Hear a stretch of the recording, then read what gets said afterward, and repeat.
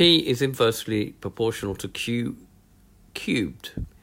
P is 32 when Q is 2. Find a formula for P in terms of Q and work out the positive value of Q when P is equal to Q. So P is proportional to 1 over Q cubed. That means that P is equal to K over Q cubed. Now we have to find the value of K. We find the value of K from P being 32 when Q is 2. So when P is 32, Q is 2. So we substitute 32 is equal to K divided by 2 cubed. Okay, don't forget to cube the 2.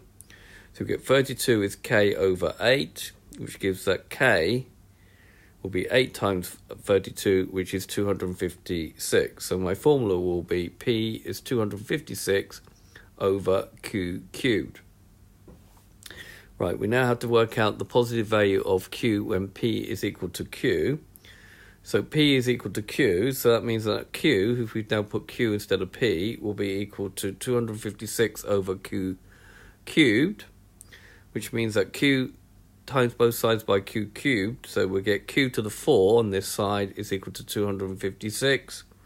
In order to find Q, we'll need to take the fourth root, so Q will be the fourth root of 256, which is 4.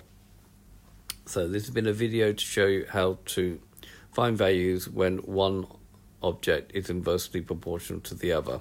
I hope you've understood, and I thank you very much for watching.